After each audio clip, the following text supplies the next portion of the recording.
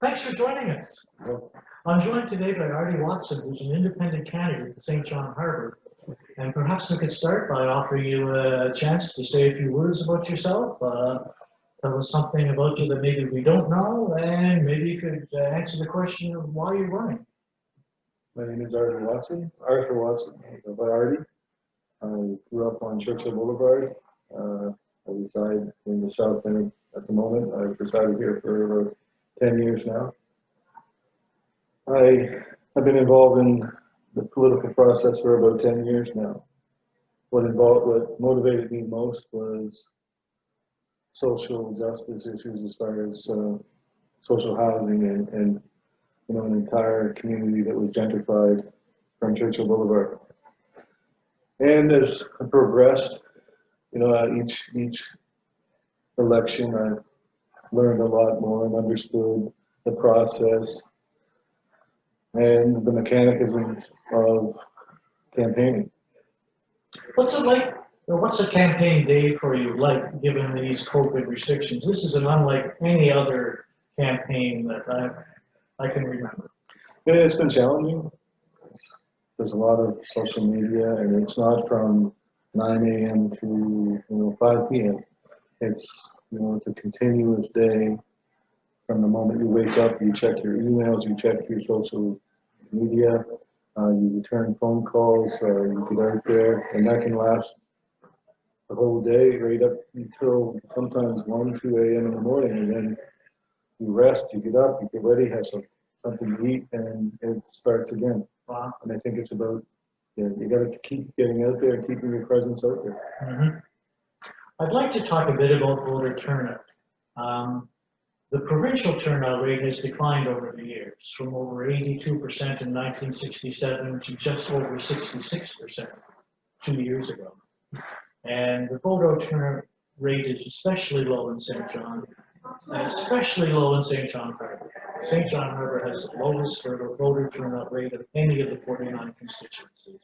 Do you have an explanation for this, Arty? And how can we turn that rate around? I think it has to do with the concentration of those who are in a better, worse state. Basically, we have a large percentage of the population that falls below the poverty level. They maybe are disassociated with the political system because really they don't have time to be following these issues. And some that are maybe just live busy lives, just trying to provide for their families, and they hear the same things over and over and over. And the saying is like Einstein said, insanity is doing the same things over and over and over and expecting a different result. So they kind of get turned off, and I think that may be one of the reasons why. We canvass community organizations working in the constituency, working in Harbour, and here are some questions to the themes that emerge. The first question deals with poverty. The rates have been persistently high in the constituency. Minimum wage rates are low and they're only tied to inflation. Social assistance rates are low. Millions of dollars has been spent by the province in St. John since the election of 2015. What do we have to do to get that rate down? And what would you recommend for the legislature to pursue? Well, I know firsthand what it's like to go to food banks and stand in soup lines. I know what it's like to feel hungry, and it becomes very humbling to have to ask for assistance. As far as what we can do as a society and as a community, we need to look at a living wage, perhaps a basic income, but this has to be in collaboration with the federal government. I don't think that we as a province can afford the certain amount that needs to take place, that needs to be given.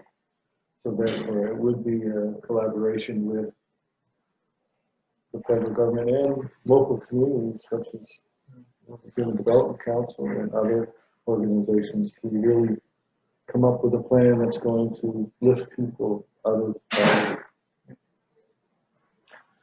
COVID has magnified many of the issues that vulnerable populations face: food insecurity, isolation, mental health issues. Precariously employed constituents raise the lack of paid sick leave as a major concern. The opening of schools worries parents. What's your plan to ensure that these issues highlighted by COVID are addressed and that the organizations that provide supports are funded adequately? I think when elected, I think I will be calling for a task force basically to really address these issues, and it has to be a unilateral effort. Everyone has to be involved. It can't be a partisan issue, and this is not a partisan issue. It affects us all.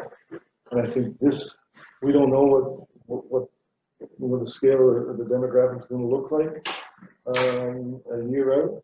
So we really need to work together on that. It's just, I don't have, I'd like to think that I have all the answers, but it's definitely a collaboration of ideas and coming together and working this out. Next question has to deal with healthcare. New Brunswick has the second highest rate of disability in the country, and constituents in Harbour have raised concerns about mental health, addictions, and wait times and access to a family doctor. What would you do to improve our healthcare system generally and in the constituency in particular? Again, I believe that a task force, a group of people coming together for that specific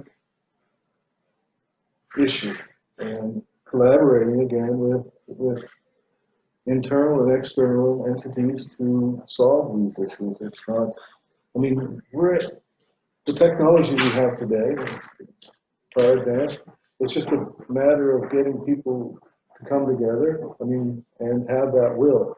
I believe it can be done with the right efforts and the right contingency plan. The next question deals with homelessness. In July, there were 89 people in St. John actively experiencing homelessness. Men, women, young, old.